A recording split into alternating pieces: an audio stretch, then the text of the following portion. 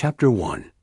An unexpected invitation Hercule Poirot. That morning, to a pale slant of sunlight filtering through the lace curtains of his London lodgings, the little Belgian detective lay for a moment beneath the perfumed coverlet, contemplating the day ahead.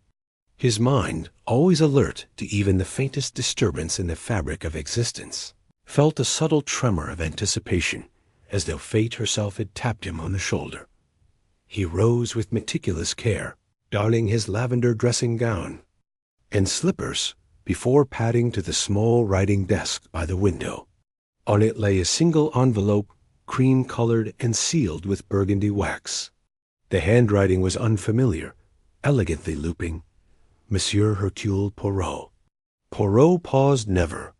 Before had an envelope appeared unannounced in this manner.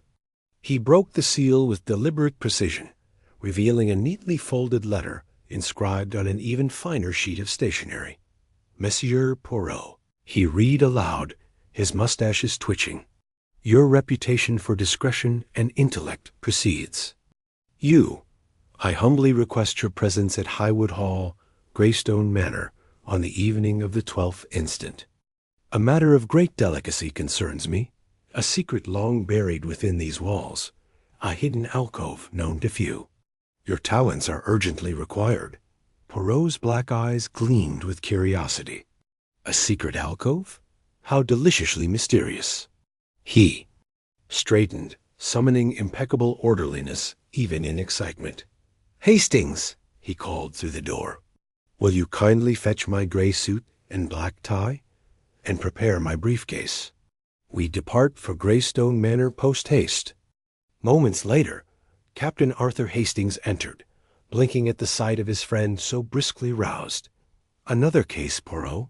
He asked, setting out garments on a nearby chair. Indeed, Hastings. Highwood Hall, Greystone Manor. A hidden alcove, it seems, concealed within the old house. The client writes of matters delicate and confidential. Poirot buttoned his waistcoat, fastening his tie with military precision. Hastings' face brightened with his characteristic eagerness. I thought we might have a quiet day at home, but how could I refuse such intrigue? By mid-afternoon, their small motor car hummed along the winding lanes of the Cotswolds. Spring's first green unfurled across rolling hills, while dark storm. Clouds gathered on the horizon, a portent, perhaps, of secrets soon to be revealed. Hastings studied the letter again, noting the signature, Lady Imogen Fairchild. A name stirred no immediate recognition, but Hastings recalled a wealthy family long established in those parts. Upon arrival, a tall wrought-iron gate creaked open as they approached. A gravel drive led through ancient oaks to the manors. Stone facade, Greystone's gray walls, mottled by moss and age, loomed silently against the gathering dusk. Poirot's small frame contrasted with the building's solemn grandeur, yet his poise betrayed no intimidation. They were greeted by a footman whose somber countenance matched the manor's austere formality. He ushered them into a dimly lit hall, its high ceiling lost in shadow. Portraits of stern-faced ancestors stared down from gilded frames, as if watching the newcomers with suspicion. Lady Imogen will see you in the drawing-room, the footman intoned, leading them through a labyrinth of corridors. Poirot followed Hastings, cane in hand, assessing each detail. The pattern of oriental rugs, the faint scent of lavender lingering from previous occupants, the hush broken only by their footsteps. He smiled inwardly. Every house had its peculiarities, its truths awaiting the keen eye dot. In the drawing-room, by a great bay window overlooking the rose terrace, sat a woman of refined bearing. Lady Imogen Fairchild, no doubt. Her hair was silvered, like moonlight, and her eyes, clear and resolute, betrayed years of solemn responsibility. She rose gracefully as they entered. Monsieur Poirot, Captain Hastings, she said, inclining her head. Her voice, though soft, carried steel. Thank you for coming so quickly. Poirot bowed. Madame, it is my duty and my pleasure to assist those in distress. She motioned them to seats. On a small table lay an ornately carved wooden box, its lid ajar. "Within this box," she began, voice quavering slightly, "is the key to the alcove beneath the east wing. It was discovered by my late husband among old papers. He died 2 years ago under mysterious circumstances.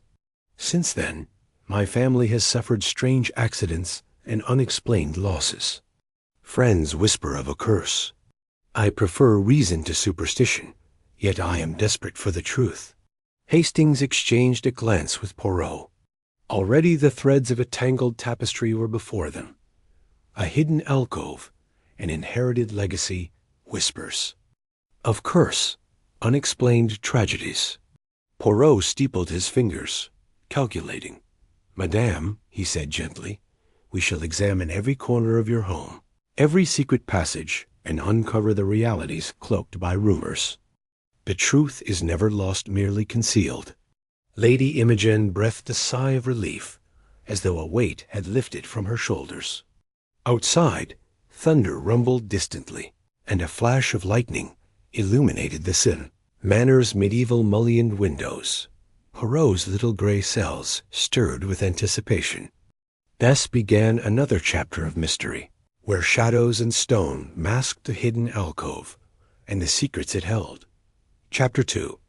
The Whisper of Old Secrets. The following morning, Poirot awoke before dawn, his keen intellect already piecing together the fragments of Lady Imogen's tale.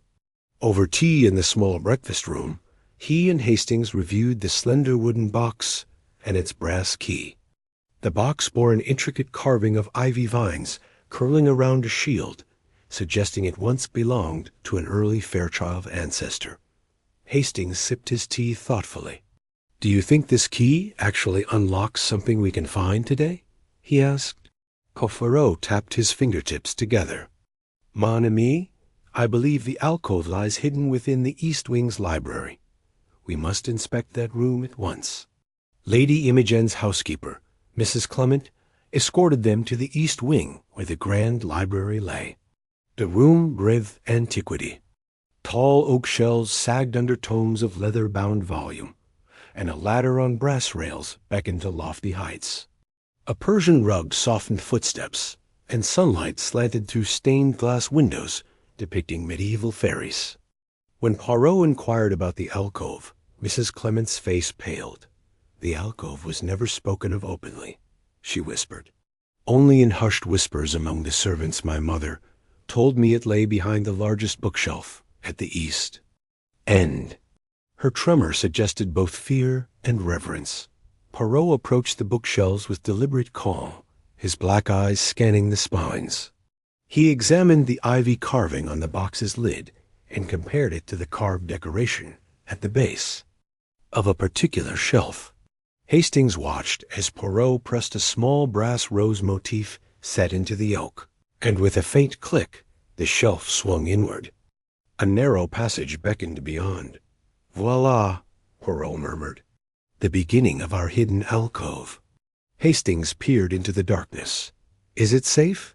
Poirot produced a slender candle and lit it against the gloom dot within the cramped corridor. The stale air carried the scent of dust and decay.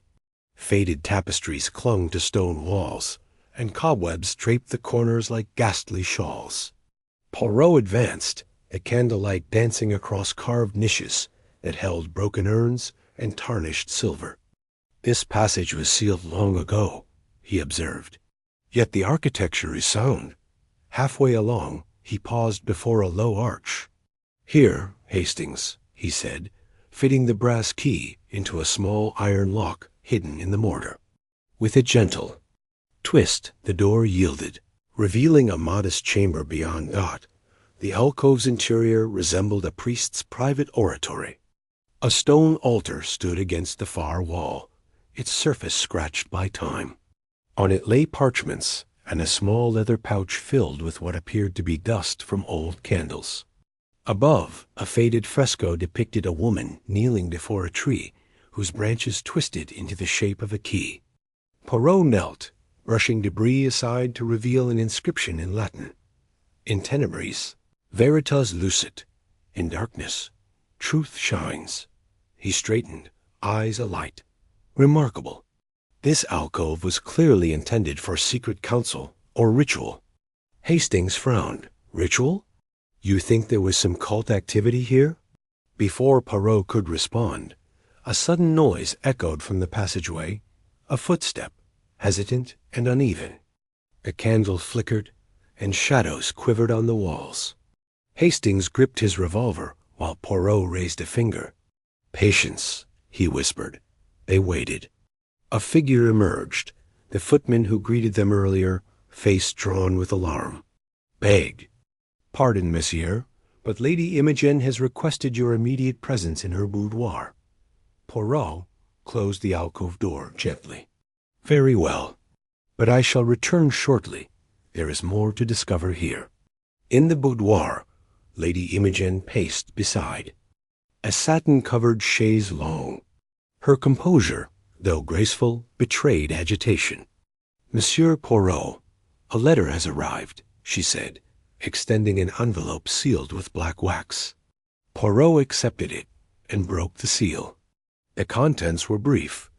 A single line typed on thin paper: "Leave Greystone Manor before nightfall, or share his fate." No signature. Hastings exchanged a grave glance with Poirot, who folded the letter with care. "Madame, someone wishes to frighten you," he said. "But we must not be deterred. The alcove secrets belong to the past, yet someone fears their exposure." Lady Imogen's eyes filled with relief and dread. "What shall we do?" Poirot inclined his head.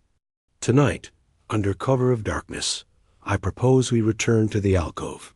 The sender fears the truth within. We shall confront that fear with reason and observation. Only then can we protect you and unravel the mystery of your late husband's demise."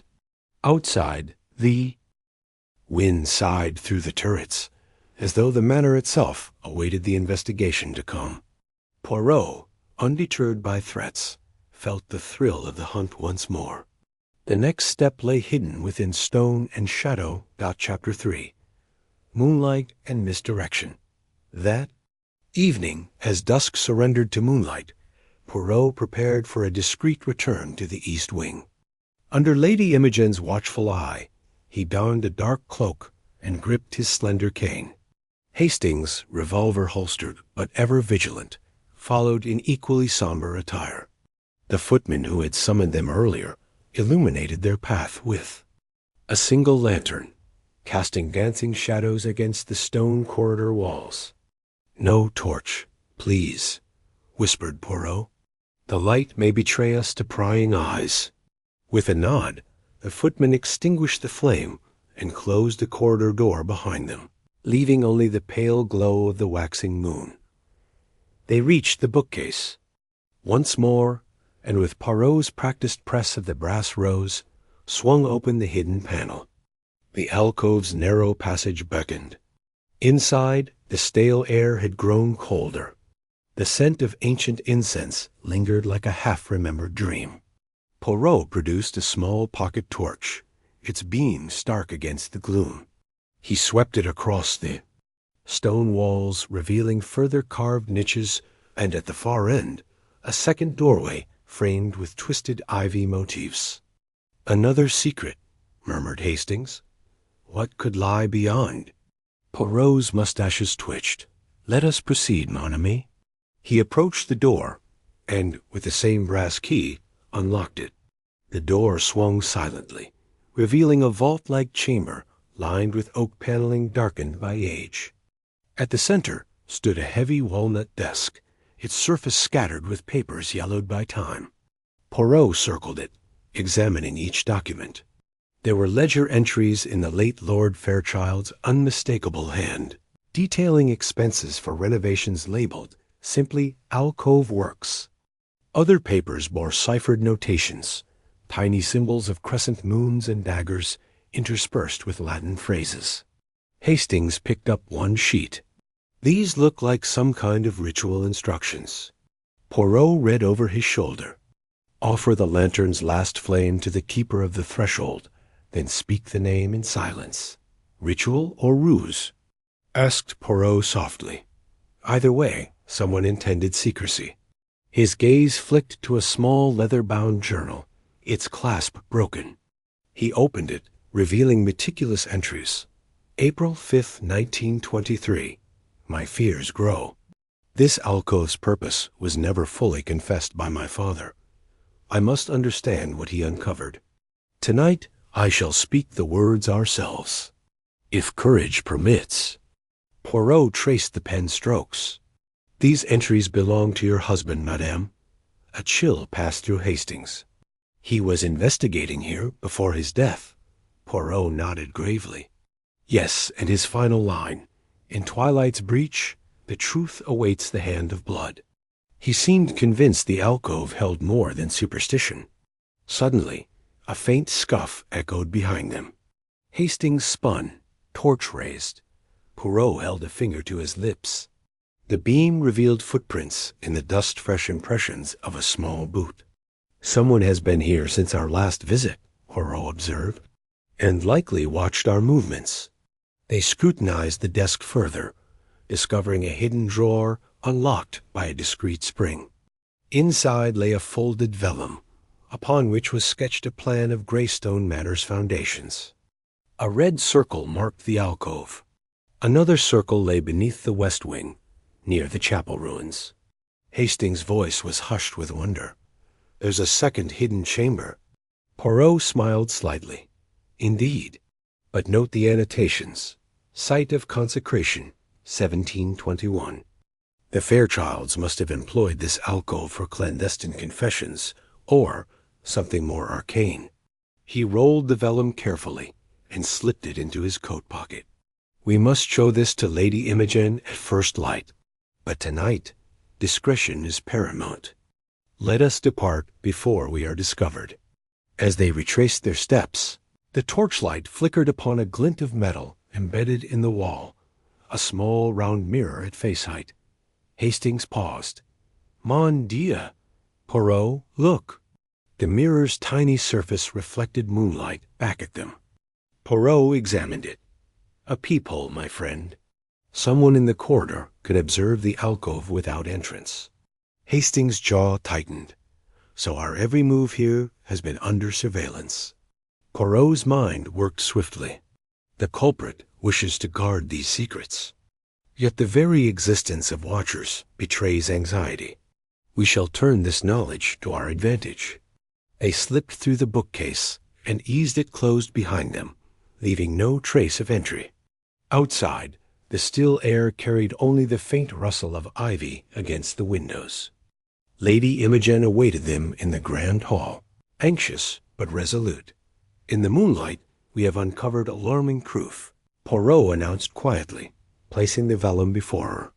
Lady Imogen's eyes widened at the plan's second marking. My ancestors were more complex than I realized, she whispered. Poirot tucked his cane under one arm. Tomorrow, madame, we shall investigate the West Wing's ruins. But for tonight, remember, every shadow has a source, and every secret its keeper. We stand one step closer to the truth, yet still in the penumbra of deception. He inclined his head, and with Hastings at his side, departed into the silent night. Minds aflame with unanswered questions. Chapter 4. Echoes in the Ruins. The Dawn. Mist lingered low across the grounds of Greystone Manor as Poirot and Hastings made their way toward the West Wing.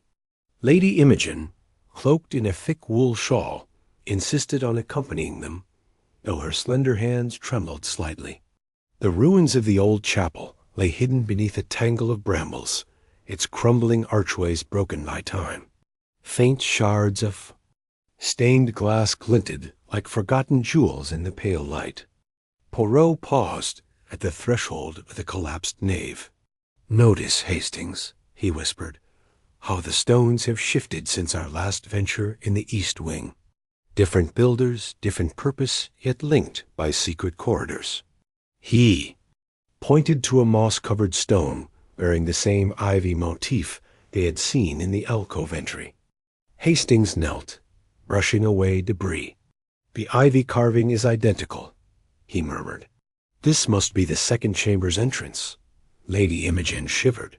"My ancestors loved hidden passages," she said, voice soft. "But why so many?"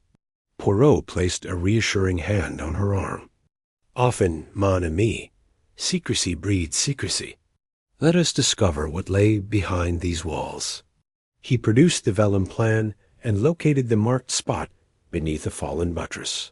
"Here the alcove chamber lies," he declared. "We shall clear these stones and see." With careful effort, Hastings levered aside 2 heavy blocks, exposing a roughly hewn arch. Through the narrow opening, cold air sighed up from below. Poirot fetched a stout length of rope from his briefcase, tied one end about his waist, and secured the other around a projecting pillar. "I shall descend first," he announced. "Madame, remain above and hold the rope steady." As Poirot lowered himself into the darkness, his lantern revealed a small subterranean room. The air was damp, and the walls glistened with moisture. Broken pew fragments littered the floor, and in the center stood a stone pedestal. Its surface was carved with the same Latin inscription, In tenebris veritas lucet. A low bench against the far wall suggested someone once sat here in silent vigil. Poirot set the lantern on the pedestal and beckoned Hastings. "Bring your courage, mon ami." Hastings followed, crawling through the narrow passage. Lady Imogen peered anxiously over the edge, gripping the rope until her knuckles whitened. Once all 3 were assembled, Poirot inspected the pedestal's top. A concealed plate slid aside to reveal a shallow cavity containing a small leather case. Inside lay a thin velvet pouch embroidered with Fairchild heraldry. Poirot gently withdrew it. "Ah, here we have something of interest." He untied the pouch and spilled its contents. A handful of silver coins, each stamped with the date 1721, and a miniature reliquary holding a lock of dark hair bound with a black ribbon. Hastings frowned. "A keepsake? But whose?" Poirot examined the ribbon closely. "This hair is tied in mourning style. It may belong to a woman of significance, perhaps the wife of the family's founder." He replaced the items and resealed the cavity. These relics commemorate a death, perhaps a burial in secret. Yet why store them here? A sudden sound echoed from the passage above, a soft scraping as if someone disturbed rubble. Lady Imogen gasped, and Hastings drew his revolver. Poirot remained calm. "Someone else knows of this place," he said. "They watch, perhaps even guard these relics." He tapped the velvet pouch thoughtfully. "Our late Lord Fairchild researched these coins and the reliquary shortly before his demise. He may have believed they held the key to a dark family secret." Hastings shone the lantern up the shaft. "There's movement above. Footsteps, I think." Poirot nodded. "We must depart before an unwelcome guest arrives." He beckoned Lady Imogen and Hastings to climb back through the arch. With swift care, they returned to the chapel ruins just as a solitary figure appeared at the broken archway overhead. Poirot's keen eye discerned the silhouette of Mrs. Clement's daughter, Mary Clement, the housemaid who had shown signs of apprehension. Her face was pale, lips parted in shock. "Miss Clement," Poirot called, "how came you here?" She stared at him, bewildered. I heard voices in the ruins. I feared you might be harmed." Her voice quivered. "My mother warned me no one should disturb this place." Poirot offered a gentle smile. "Fear not, mademoiselle. We mean no harm. We seek only the truth of your family's history." Mary's eyes flicked toward the pedestal. Those relics, they should remain undisturbed. Hastings sheathed his revolver. "Madame Clement said the alcove must stay secret," he said. Lady Imogen interposed calmly. "Secrecy invited danger. We intend to bring light to these hidden places." Mary hesitated, then lowered her gaze. I will tell my mother it was for the lady's sake." But promise me, Monsieur Poirot, to handle these things with respect.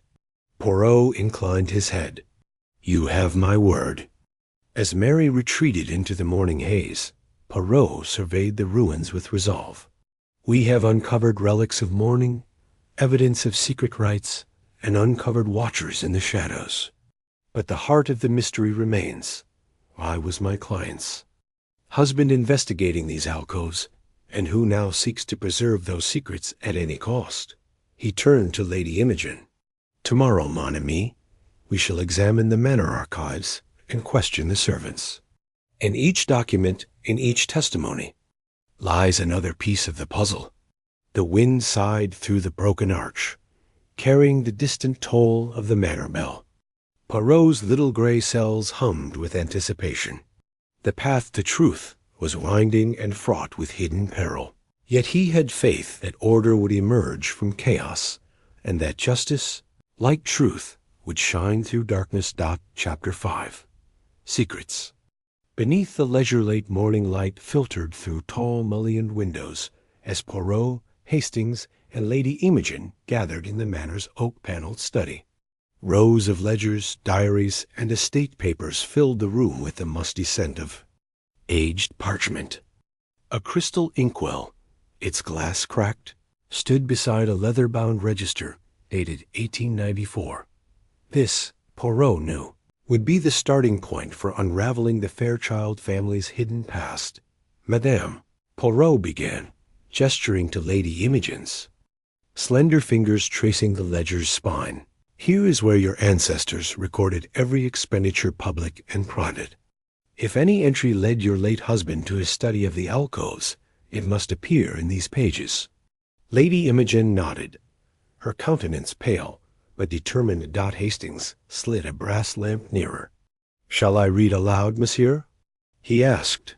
Poirot's mustaches quivered. No, mon ami. Observation rather than sound will serve us better. Let us each take a stack of ledgers and search for the ivy motif notation, the code for secret works. They spread 3 leather-bound tomes before them. Poirot opened one at a ledger for 1721, the year marked on the mysterious coins. The columns listed typical estate costs, repairs, wages, supplies. But beneath the entry for chapel roof repair, Poirot spied an asterisk. In the margin, a tiny sketch of an ivy tendril curled around the text. He frowned. Ah, here. He tapped the sketch. Chapel roof repair, a ruse for stabilizing the alcove entrance. Hastings checked his own volume. I see. Similar marks beside library renovations, dated 1856. Lady Imogen's eyes widened. So they concealed these passages under ordinary work. Poirot nodded. Exactly. But note this. Beside the entry for August 12, 1894, the notation is followed by initials EF. Did any Fairchild bear those letters? Lady Imogen paused, recalling family lore. Yes, Edmund Fairchild, my great-grandfather. He died at age 48 under peculiar circumstances. Hastings added, rumor held that he vanished for a fortnight before his body was found near the chapel ruins. A hush fell. Poirot closed the ledger gently. Perhaps Edmund discovered something within the alcoves and paid the price. He rose and approached a tall cabinet of bound journals. We must examine his personal diary for clues. He pulled forth a slender volume stamped EF on the spine. The pages were worn, the ink faded to sepia. Lady Imogen and Hastings leaned closer as Poirot opened to the entry dated July 3, 1894. Tonight, I ventured once more into the shadowed corridor. I heard a voice soft, beckoning. It spoke my name. I followed its lure to the second chamber, where on the altar lay a small reliquary. I felt compelled to open it. Inside, a fragment of parchment bore a single line. The true heir sleeps. Behind stone and dust, my heart raced, for I know of no hidden heir. Tomorrow I shall search the family vault. Poirot's black eyes gleamed. Intriguing.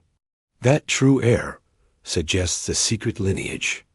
If Edmund believes someone concealed a rightful bloodline, he may have sought to prove or expose it.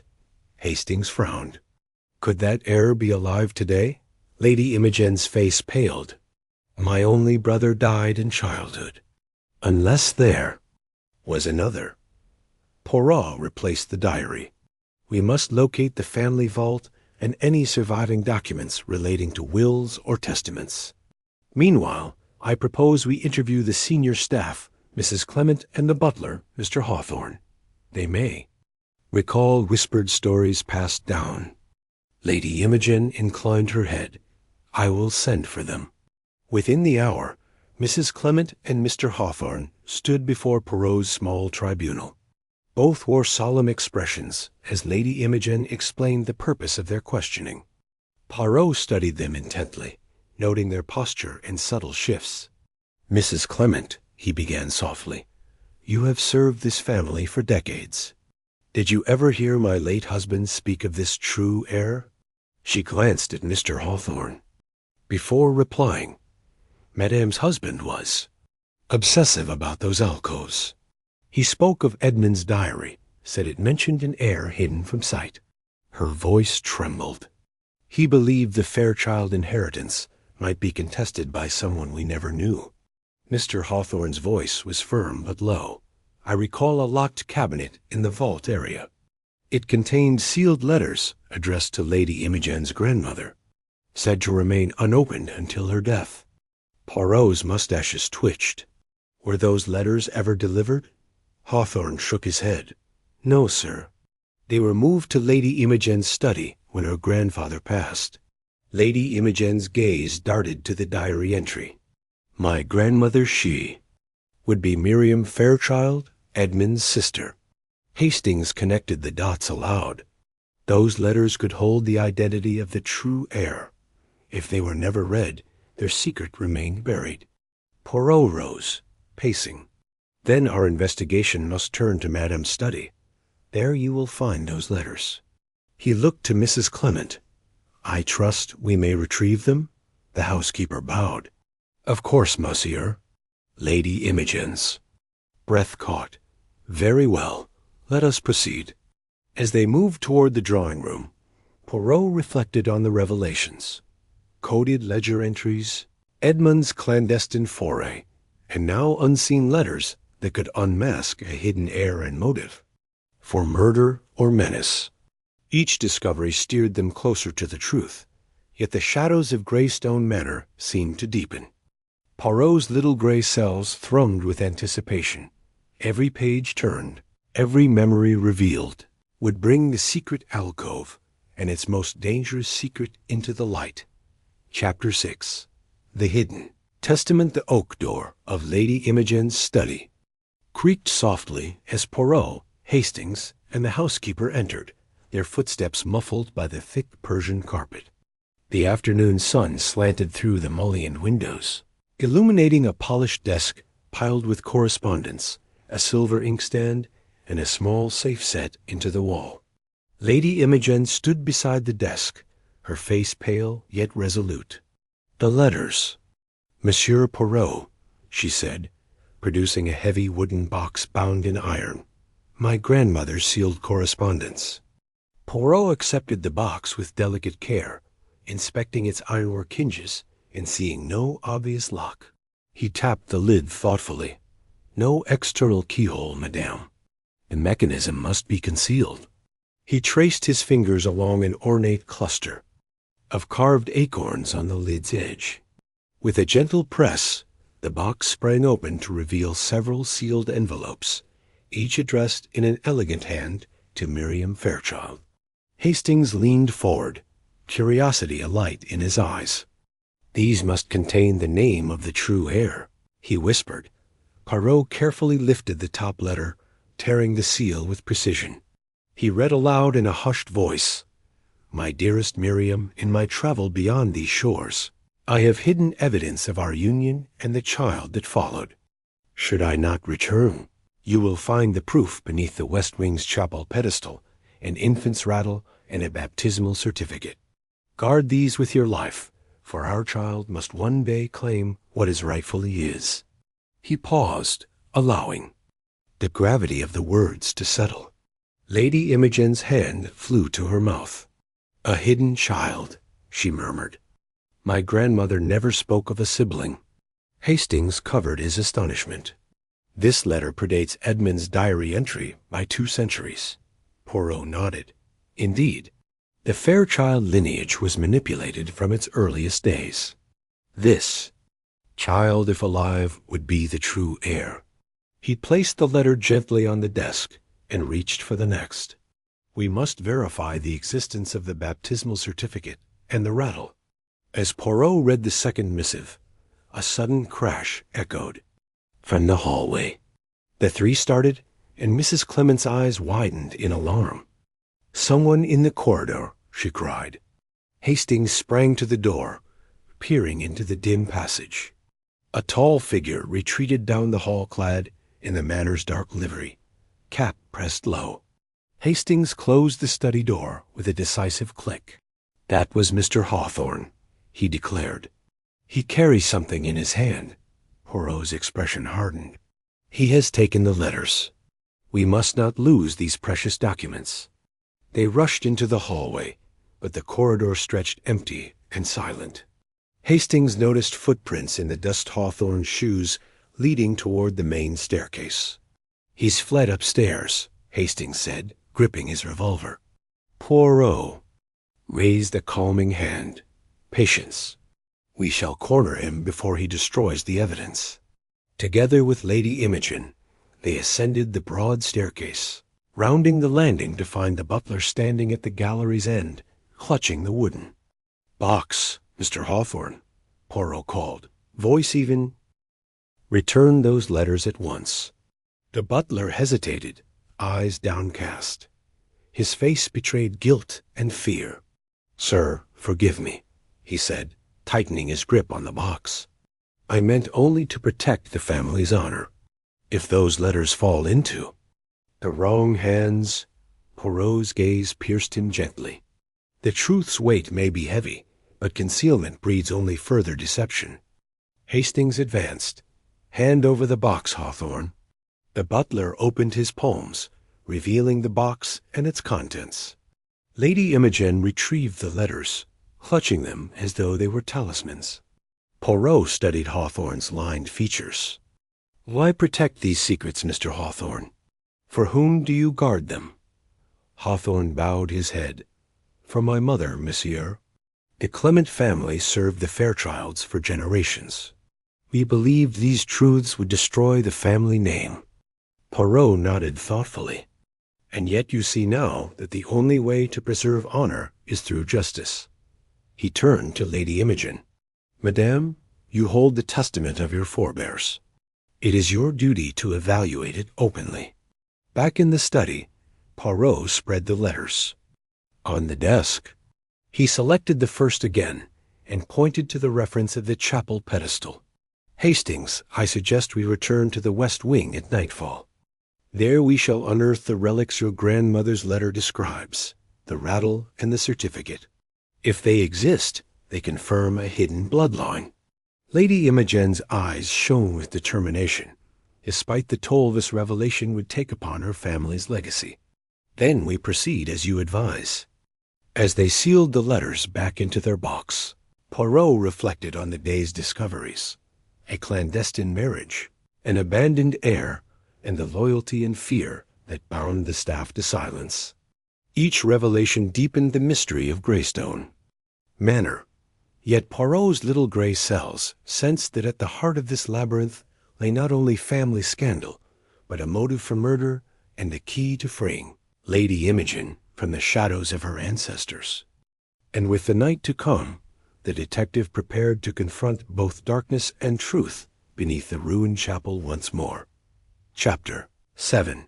Relics by moonlight night had fallen once more over Greystone Manor, and a pale quarter moon hung low in the sky, casting silvery beams through the fractured windows of the ruined chapel.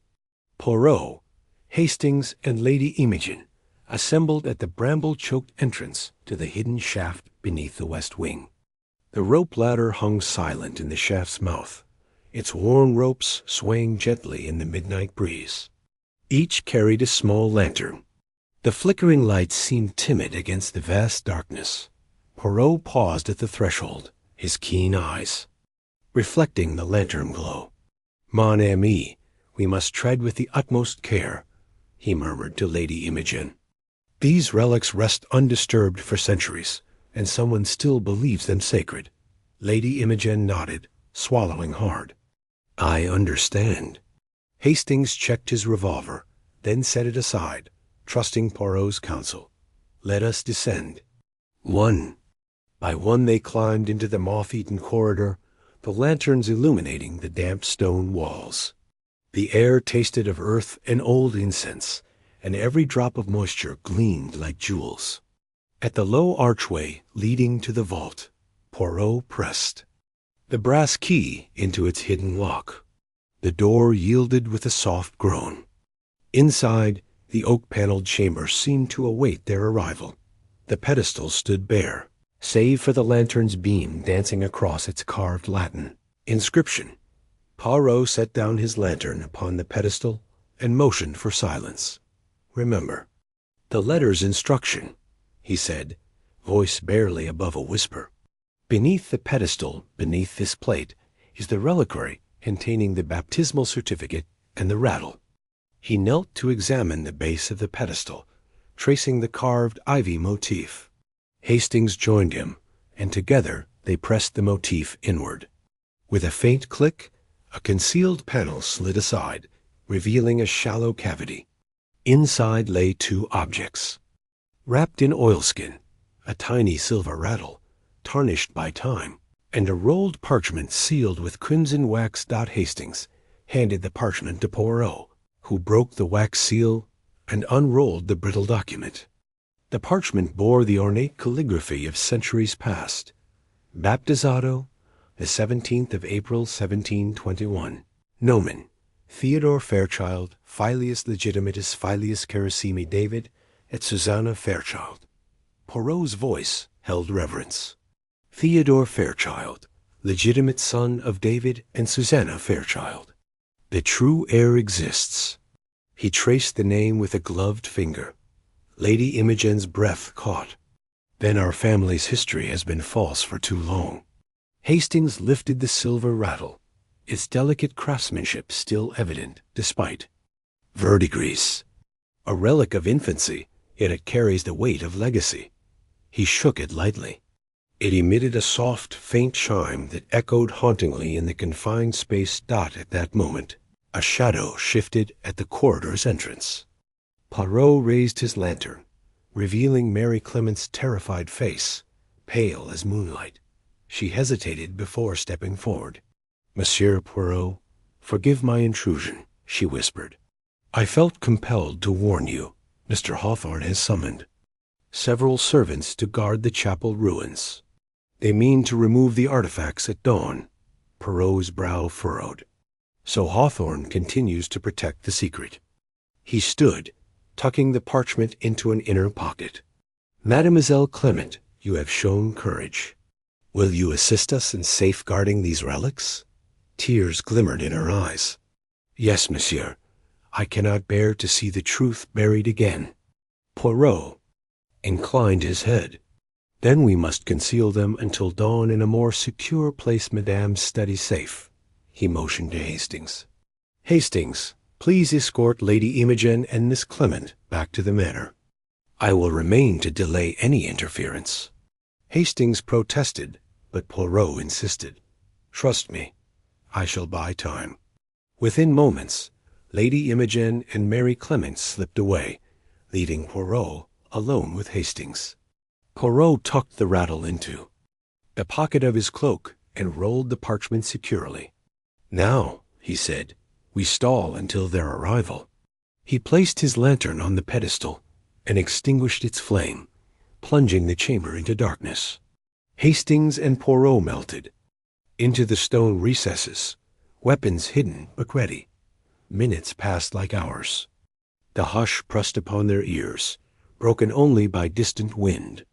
Then, muffled voices drifted through the corridor, footsteps approaching, whispered commands. Poirot listened intently. "Hawthorne and 2 others," he murmured. "They search. For us." A lantern's glow bobbed at the corridor mouth, illuminating Hawthorne's stern silhouette. "Search every corner," Hawthorne ordered. "Those relics must not vanish beneath our care." His voice carried resentment, as faint as a hunted animal. Poirot exchanged a look with Hastings. "Action," he whispered.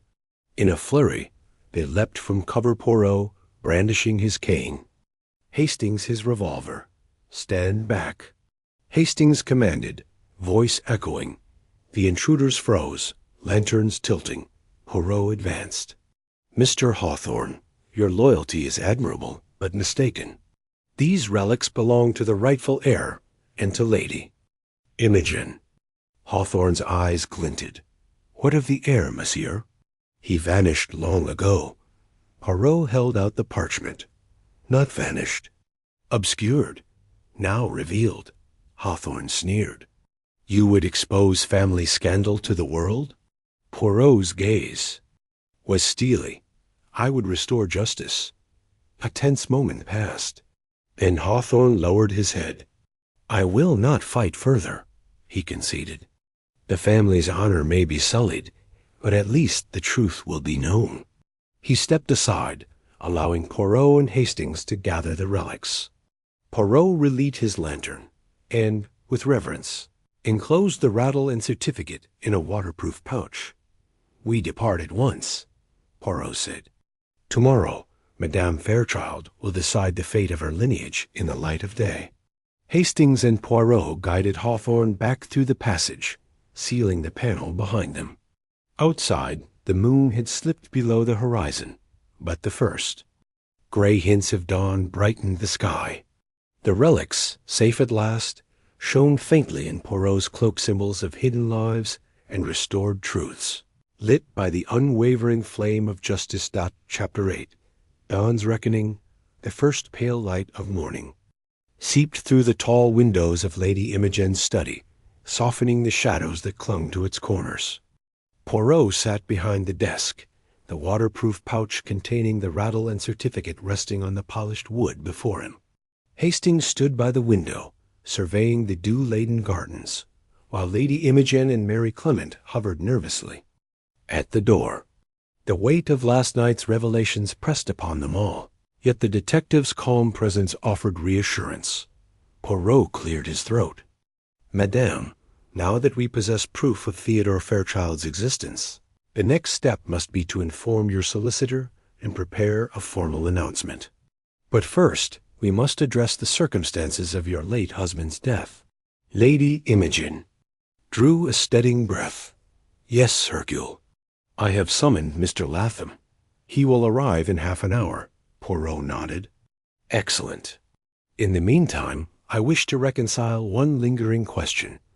Who sought to protect the secret at such personal cost, and why?" He turned to Mary Clement. "Mademoiselle, you have shown courage beyond your station. I ask you now, did you ever overhear discussions among the staff regarding Lord Fairchild's last days?" Mary hesitated, then spoke in a low voice. "Only whispers, monsieur. They said he grew obsessed, visiting the alcoves with increasing frequency. Some nights he would speak of voices calling to him. Other nights he would emerge pale and silent." Hastings frowned. "Voices suggesting madness or menace." Poirot leaned forward. "Or manipulation. Someone may have driven him to seek the alcoves and exploited his obsession." Lady Imogen folded her hands. "My husband kept a personal key separate from the one we found. He refused to share its whereabouts, claiming it unlocked the vault in his study." Poirot's eyes gleamed. "Then we must retrieve that key. Without it, Mr. Latham cannot access any additional documents." Mary Clement's gaze shifted to the small safe set into the wall. "It stands empty now," she said. "My mother removed its contents last night at Mr. Hawthorne's insistence. Poirot closed his eyes briefly, collecting his thoughts. We are lost time and opportunity. Yet if the key is missing, perhaps its hiding place remains known only to its possessor. He addressed Lady Imogen. Have you searched your late husband's personal belongings? Lady Imogen shook her head. I feared what I might find, but for the sake of the truth. She motioned to a mahogany cabinet against the far wall. Poirot rose and approached, Hastings at his side. Together, they opened its upper drawers.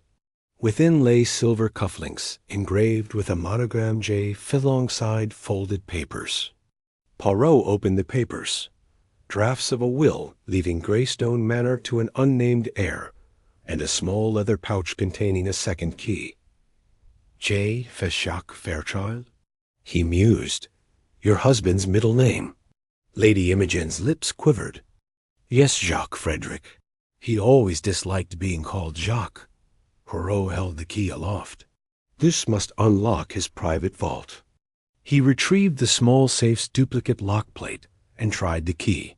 It fit perfectly, clicking into place. Inside, beneath a scrolled parchment, lay a single folded letter in Lord Fairchild's handwriting. To whomever finds this, I fear. I have been manipulated. The alcove secrets run deeper than we know. If I perish, you must ensure the truth of my findings is preserved and the rightful heir protected. Hastings, Poirot said, handing over the letter, this confirms my suspicion. Lord Fairchild discovered someone guiding him to the alcoves and feared for his life. Hastings scanned the words. He knew his own death was possible. Lady Imogen pressed her hand to her chest. Who would benefit from his silence? Poirot's pacing slowly. The same individual who sought to bury the baptismal certificate, and who threatened my client. We have seen their hand, threatening letters, stolen documents, surveillance of the alcove, and attempts to relocate relics. He paused by the window.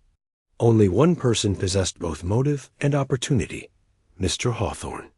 Lady Imogen started. The butler? Poirot nodded. He controlled the keys, knew the passages, and framed the narrative of family honor. His actions last night prove his willingness to safeguard a lie. Hastings added, and he threatened Lady Imogen by sending that note to leave before nightfall. Poirot folded his hands. We must confront him and secure his confession before Mr. Latham arrives. They made their way to the servants' wing, where Hawthorne stood waiting, composed yet tense. Poirot addressed him calmly. Mr. Hawthorne, I have here your employer's final testament and the baptismal certificate of Theodore Fairchild. You attempted to conceal these truths, threatened my client, and manipulated her late husband. I ask you, why? Hawthorne's visage crumbled.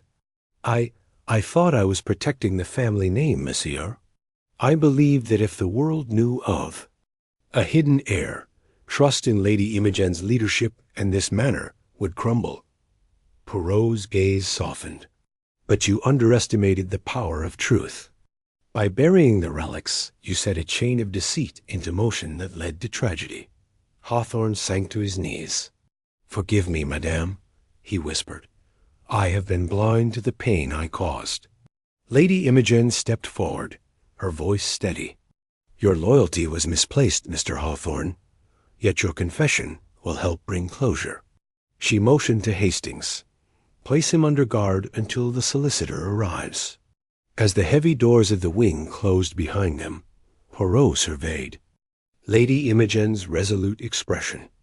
Dawn's light had uncovered more than relics. It had revealed the shadows within human hearts. And with justice moving swiftly, the hidden alcove secrets and those who guarded them would finally meet the reckoning they deserved. Chapter 9. The air emerges morning sunshine filtered through the great windows of Lady Imogen's drawing room, where a polished mahogany table bore witness to the hush of anticipation. Around it sat Monsieur Latham, the family solicitor, his spectacles perched low on his nose as he studied the baptismal certificate and Lord Fairchild's testament. Poirot, Hastings, and Lady Imogen watched his careful scrutiny, each heart beating. To the rhythm of impending revelation, Madam, Latham began, voice measured, this certificate is unquestionably genuine. It establishes Theodore Fairchild, baptized on the 17th of April 1721, as a legitimate descendant. Your late husband's will names an unnamed heir. With these documents, we must legally recognize Theodore's line before any claim on Greystone Manor can be confirmed. Lady Imogen drew a steadying breath. Then we proceed, Mr. Latham. I wish the rightful heir to take his place. At that moment, the study door opened and Mary Clement entered, bearing a small leather satchel. Madame, a letter to you, she said, placing it on the table. The envelope bore no address, only a careful scrawl, to the Lady of Greystone Manor. Lady Imogen exchanged a glance with Poirot, then broke the seal. Inside lay a single sheet.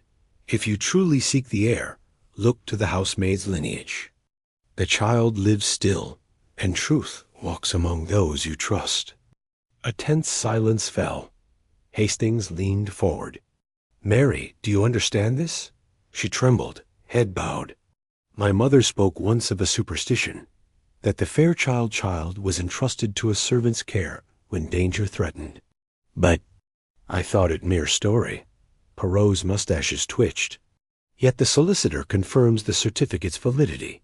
The heir must survive in blood, and perhaps in name. He rose.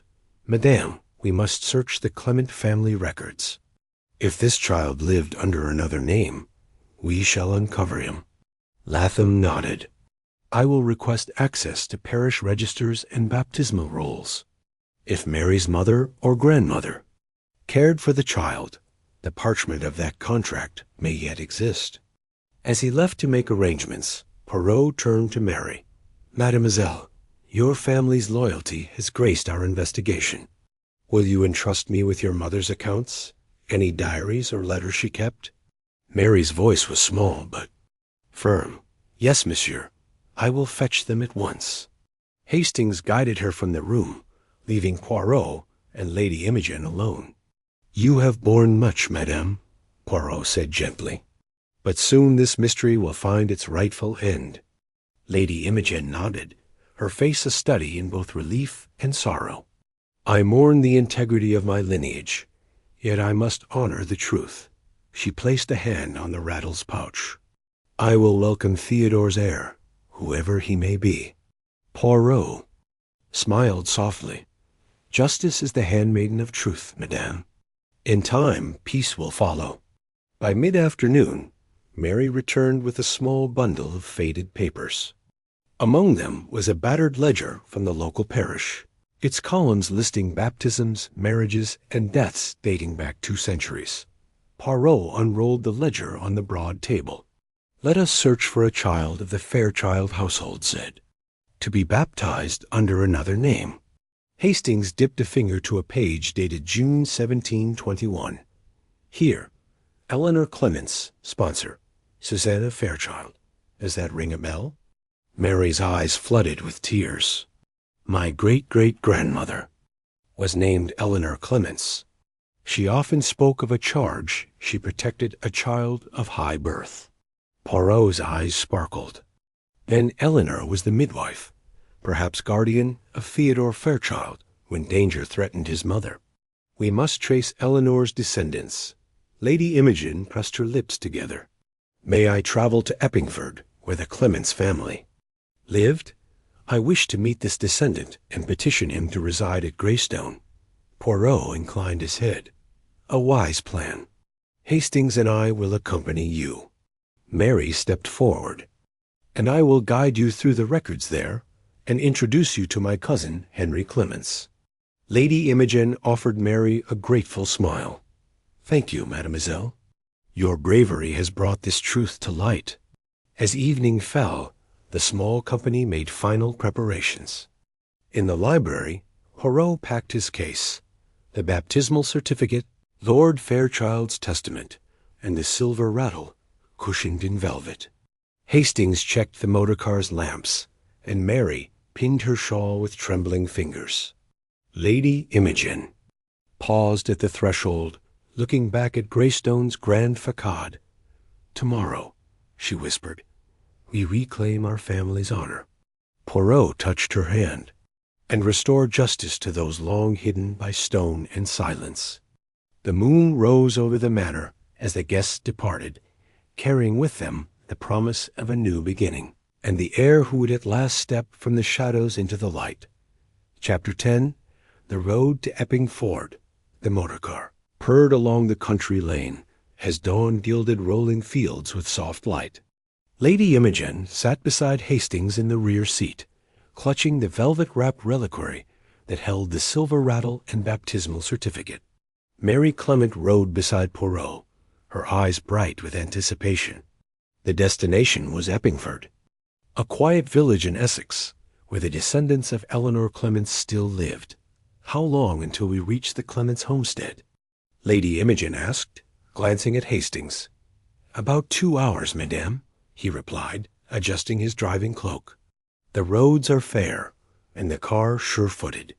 Poirot leaned forward from the front seat. "Mon ami, take comfort. Soon you will meet the heir born of your grandmother's secret. The circle of truth will complete itself at Eppingford." Mary dipped her head. "My cousin Henry welcomes you, Lady Imogen. He is a man of integrity and kindness." As the miles slipped by, each passenger fell into thoughtful silence. Mary studied the passing hedgerows, her mind tracing the steps of her forebears. Lady Imogen stared at the reliquary in her hands, remembering the shock of discovering her grandmother's letters. Hastings checked his revolver with a calm habitual motion, ready for any unexpected turn. Poirot observed them each in turn, inwardly pleased at their resolve. By mid-morning, they arrived at a modest brick cottage set back from the road, its wisteria-draped porch anticipating spring bloom. A polished sign read, "Clements Cottage," and records. Mary stepped from the car and approached the door, where a tall, elderly man stood waiting. His hair was silver, his shoulders straight, and his eyes mirrored Mary's. "Cousin Henry," Mary said, stepping forward. "Allow me to introduce Lady Imogen Fairchild, Captain Hastings, and Monsieur Poirot." Henry bowed gracefully. "Madam, it is my honor. My cousin tells me the Fairchild family seeks what was lost to time. I welcome you all." He ushered them into a cozy parlor, its walls lined with shelves of ledgers and journals spanning generations of Clement's history. Poirot's eyes gleamed. "Monsieur Henry, your family's records hold the key to recognizing Theodore Fairchild's rightful lineage." Henry nodded and offered tea. "Please sit. I have gathered what I could find: baptismal registers, land deeds, and letters passed. Down, Eleanor Clements recorded the child she protected under the name Edward Clement, believing him safe beyond scrutiny." Hastings leaned to Mary. "Edward Clement, interesting alias." Mary murmured, "My grandmother's journal mentions a brother she called Edward, though no official records bore that name." Henry spread a large ledger on the table. "Look here, April 1721. Edward Clement, son of Eleanor Clements, baptized at Eppingford Church. No father listed, per your grandmother's request. The church kept the ceremony discreet." Poirot examined the entry, then produced the baptismal certificate. "This confirms his true name was Theodore Fairchild." He tapped the parchment. "The dates coincide exactly." Lady Imogen pressed her hands together. "Then the rightful heir lives among you." Henry glanced at Mary. "Edward, or rather Theo, grew up here, then left for London as a young man. I recall family stories of his involvement in shipping. He married and had children, but the surname Clement endured in public records. There must be persons alive bearing the Fairchild blood in their veins," Poirot said softly. "Descendants, unaware of their heritage." Henry nodded. "I have compiled a family tree. If you wish, we can trace living descendants. Lady Imogen rose, clasping the reliquary. Yes, for the sake of justice, I wish to invite the current heir to Greystone Manor to restore his place. She turned to Mary. Will you assist? Your family compassion guides us. Mary's eyes shone. Of course, madame. Poirot smiled. Excellent. I propose we draft a formal invitation and visit the parish registrar to confirm living names. Then we shall contact the nearest in line. As they worked, Hastings rang for luncheon, an excuse, Poirot thought, to observe the dynamics between Lady Imogen and Mary.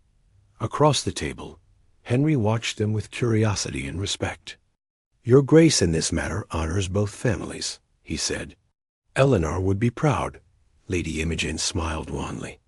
I only seek to heal the wounds of the past. After luncheon, they walked to the village registry office, led by Henry. Inside, the registrar produced cumulative birth records. Mary identified several Clement line entries clustered in the late 19th and 20th centuries. Poirot nodded. Here 3 brothers, William, Thomas, and Stephen Clement, born 1905 to 1912. One of them, or their descendants, may be true heirs. Mary's hand trembled slightly. My grandfather was William. His sons moved abroad. Poirot folded his hands. Then our search extends overseas. But rest assured, madame, we shall find the rightful heir wherever he resides. Lady Imogen breathed out, relief and determination intermingled.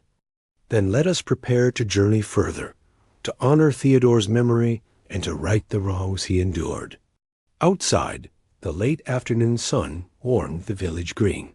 On the road ahead lay the promise of restoration, an odyssey to reunite past and present, and to illuminate the legacy hidden by centuries of secrecy. And as Poirot surveyed the group, he knew that Greystone Manor's true chapter was only just beginning. Chapter 11. Letters from afar late that evening. Poirot, Hastings, Lady Imogen, and Mary Clement gathered once more in the parlor of the Clements' cottage. A tray of tea lay untasted on a small table, for their attention was fixed upon the pile of letters before them, carefully addressed envelopes bearing foreign postmarks. Hastings glanced at the assortment. Toronto, Sydney, Cape Town. The sons of William Clement dispersed far and wide, he observed. Poirot nodded, smoothing his mustaches. Indeed, mon ami. It is to these branches of the family tree we must now extend our inquiries, for Theodore Fairchild's line thrives where the name changed, but the blood remained.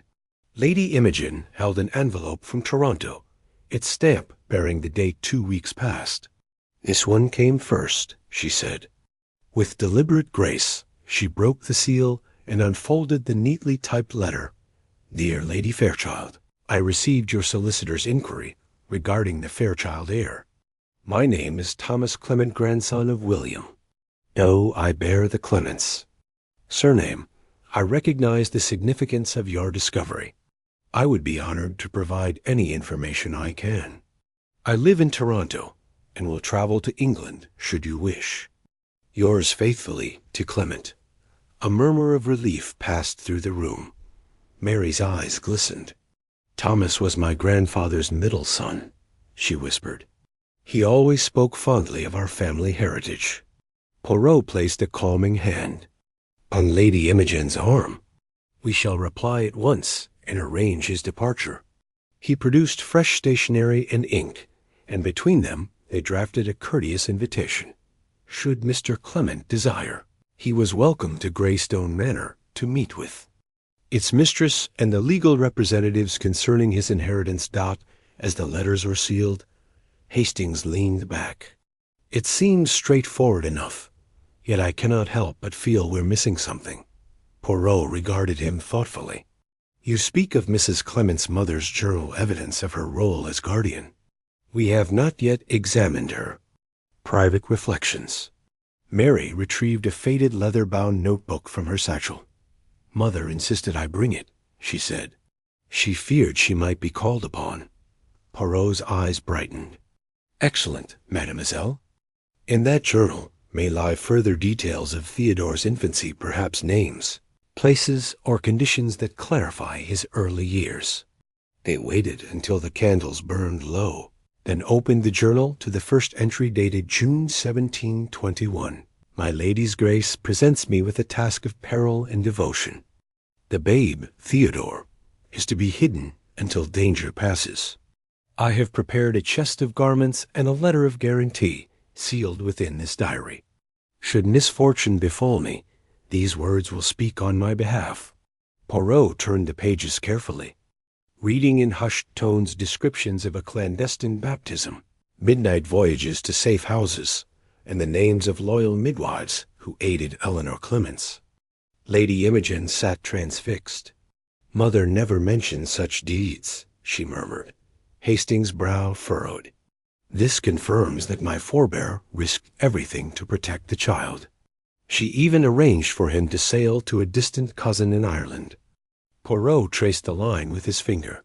"To Dublin, siren of the sea, borne on waves of hope." The room fell silent as they contemplated the implications. Lady Imogen rose.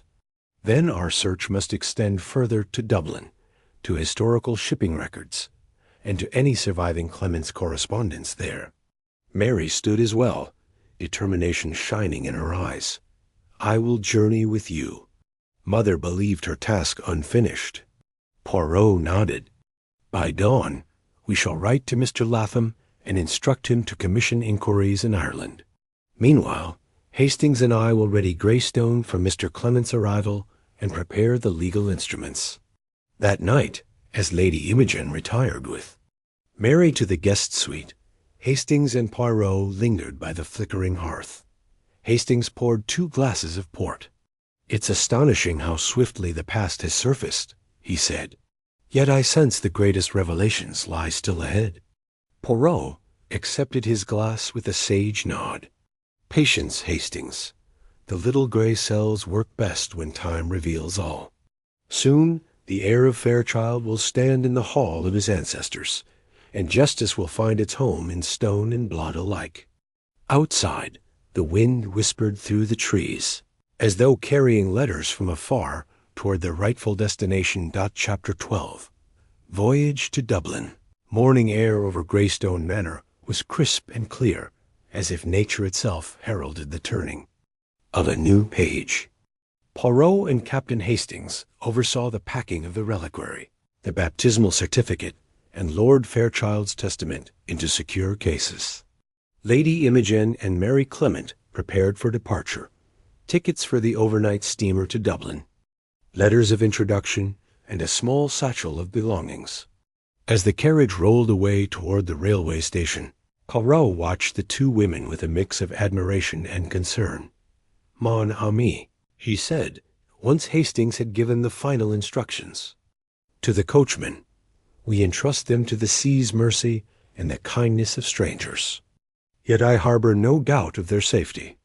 Hastings nodded, adjusting his scarf against the chill. "And once they reach Dublin, Mary's knowledge of local customs will guide them. But what of us?" Poirot smiled at the questions unspoken. "Echo, we remain here to welcome Thomas Clement and ensure the manor stands ready. Justice, like hospitality, requires preparation." By dusk, Lady Imogen and Mary were aboard the SS Rosalind, sheathed in plush blankets as the vessel steamed down the Bristol Channel. Below deck, the gentle roll of the waves lulled travelers into a private quietude. Mary paced the narrow corridor outside their cabin, clutching her mother's leather-bound journal to her chest. Lady Imogen found her there, placing a reassuring hand on her shoulder. "Courage, mademoiselle," she whispered. "Your family's bonds spread across these waters. We carry their hope with us." Mary looked toward the porthole, where distant lights of Holyhead receded into murky haze. "I never imagined leaving England again," she said softly. "Yet this journey feels right, as though I walk in my great-great-grandmother's footsteps." Lady Imogen smiled. And when you stand before the registrar in Dublin, you honor her sacrifice and mine." She held out the journal. "Let us read together the entry that speaks of safe houses and faithful midwives. Perhaps it will guide our steps once more." Meanwhile, back at Greystone Manor, Poirot and Hastings prepared for Thomas Clement's arrival. The drawing-room's oak shelves were polished, the Persian rugs vacuumed, and the hearth banked with glowing coals. Poirot arranged the reliquary on its velvet cushion, positioning the silver rattle beside the certificate. "This tableau," he explained to Hastings, "must speak eloquently of lineage and respect. Our guest will see not a tableau of secrets, but a shrine of truth." Hastings dabbed at the mantle's dust. "It will impress any gentleman, Hercule." That evening, Poirot penned a letter to Mr. Latham, instructing him to liaise with Dublin's registrar and to prepare a formal recognition document for Theodore's heir. He cited dates, names, and legal precedents with meticulous clarity. Afterwards, he placed the letter in a sealed envelope addressed to the solicitor's London office. "Our work here is nearly done," he mused, "until the heir stands before you." Hastings folded his arms. "And what of Lady Imogen's heart? She bears the weight of her ancestors in every step." Poirot's expression softened. "She is a woman of courage and grace. This journey will heal as much as it reveals." On board the steamer's deck, the moon glittered upon the black water. Lady Imogen and Mary leaned against the railing, cloaked against the salt wind. Mary opened the journal once more, tracing Eleanor's trembling script, the names of safe houses in Dublin's Liberties district, and the address of Brother Donnelly, who had sheltered the infant Theodore. "There," Mary whispered, pointing. "Brother Donnelly's infirmary on Castle Street. We must seek him or his records first." Lady Imogen nodded. "His testimony may confirm details no parchment can." The Corinthian bowsprit cut through gentle swells as the steamer neared Dublin Bay. The lights of Poolbeg and the chimneys of James's Gate came into view, a city poised between past and present. Mary clutched Lady Imogen's arm. "I feel my grandmother's presence here." Lady Imogen gave a serene nod. "And soon that presence will guide us to her descendant." They descended below deck, footsteps echoing on polished wood, hearts aligned with purpose. As dawn broke over Dublin's quays, the steamer slipped into the port. Lady Imogen and Mary stepped onto the gangway, journal and reliquary secured. Ahead lay cobblestone streets, registrar's offices, and the promise of discovery. Their voyage across the sea had bridged centuries of silence, and in the cities, Hart awaited the records, and perhaps a living witness who would reveal Theodore Fairchild's journey to safety. With steady resolve, they embarked upon the next chapter of justice, their path illuminated by the lanterns of truth. Chapter 13. The Custodian of Secrets Lady. Imogen and Mary Clement emerged from the rosy dawn into the bustle of Dublin's quayside, relics safely stowed in Mary's satchel. The air smelled of sea salt and coal smoke, and the distant clang of ships' bells echoed off granite walls. Poirot and Hastings, awaiting word from Mr. Latham, would join them once the registrar's office confirmed arrangements. But first, Lady Imogen intended to pursue the living memory of her forebears. With directions gleaned from Eleanor's journal, they threaded through narrow lanes toward Castle Street in the Liberties district. Broken cobblestones glimmered with morning dew as they passed shuttered pubs and drays delivering barrels of porter. At last they arrived at a modest brick building bearing a faded sign, St. Bartholomew's Infirmary. Brother Donnelly, custodian, Mary, knocked gently on the heavy door. After a moment's pause, it creaked open to reveal a bespectacled man of advanced years, draped in a black cassock trimmed with scarlet piping. His eyes, pale but vibrant, flickered with recognition when he saw the baptismal certificate peeking from Mary's satchel. "Mary Clement," he whispered as though greeting an old friend. "My dear child, though I scarcely expected to see your face." Mary stepped forward, tears in her eyes. "Brother Donnelly, I am Mary, descendant of Eleanor Clements. This document proves the child you sheltered, Theodore Fairchild." The brother's gentle smile deepened. "Ah, Theodore, ever the quiet soul, that one. He slept in my own infirmary, cradled by nuns' prayers, until I dispatched him safely to a cousin in Cork." His hands trembled as he reached for an oak desk drawer, producing a small leather portfolio dot. Inside lay parchment letters, written in Donnelly's careful hand. Instructions for the child's care, names of trusted midwives, and the address of the Cork household that took Theodore in. Each sheet bore Donnelly's seal, still intact. Lady Imogen examined them reverently. "These confirm the journey," she murmured, "and show the depth of our grandmother's faith in Eleanor." Brother Donnelly nodded. "I kept these records, locked away, fearing I would die before revealing them. It seems Providence has delivered them at last." Mary embraced him gently.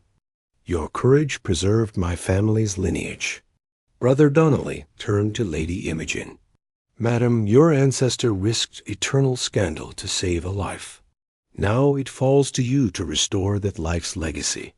He produced one final missive, a letter addressed to "my future guardian," penned by the infant's patron, Catherine O'Sullivan, in Dublin.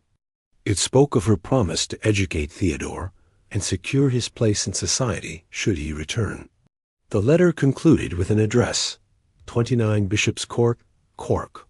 Lady Imogen pressed the envelope to her heart. "And the next stage lies in Cork." Mary's voice trembled with excitement. "Captain Hastings said the solicitor prepares passage." Lady Imogen nodded. "We must depart post-haste." As they rose, Brother Donnelly offered a blessing and pressed the leather portfolio into Lady Imogen's hands. "Keep these safe, madam. They are the last living testaments of your forebears' compassion." Exiting the infirmary, Mary paused, to gaze at the narrow street bathed in morning sun. "I never imagined my journey would lead me through cloistered halls to meet saints and sinners alike."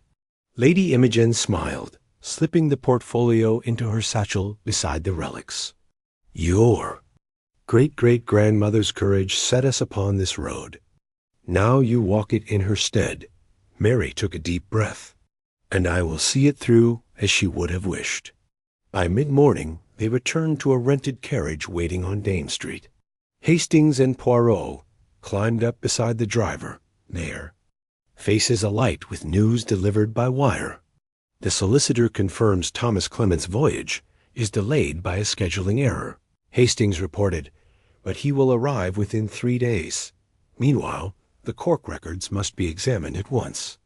Poirot tapped his cane thoughtfully. "Excellent. Dublin has yielded the missing link from Castle Street. Cork shall yield the missing chapters of Theodore's life." Lady Imogen nodded, settling into her seat. "Then let us hasten south, for justice demands no delay." The carriages. Horses neighed and lumbered into motion, weaving through the city's arteries toward the port of Corkdot as the spires of Christ Church Cathedral receded behind them. Lady Imogen gazed at Mary. "Soon we will unveil our true heir. And with his return, Greystone Manor will reclaim the lineage that once lay hidden beneath stone and silence." Mary's smile was radiant. "And I, too, shall have reclaimed my family story." Poirot, seated across from Hastings, allowed himself a rare, satisfied grin. "Mon ami, the little gray cells have guided us well. The tapestry of the past unravels one thread at a time, and soon the final knot will be untied." Hastings raised an eyebrow. "Then to Cork, and to the heir who awaits." Outside, the Irish landscape rolled by in patchwork green, dotted with whitewashed cottages and grazing sheep. The road ahead shimmered with promise, leading them toward the last testament of courage and the dawn of a restored legacy. Chapter 14. Echoes at Bishop's Court. The carriage rattled along the winding road. To Cork, as the afternoon sun dipped toward the horizon, gilding the hedgerows in amber light. Inside, Lady Imogen Fairchild sat beside Mary Clement, her hands folded over the leather portfolio containing Brother Donnelly's letters.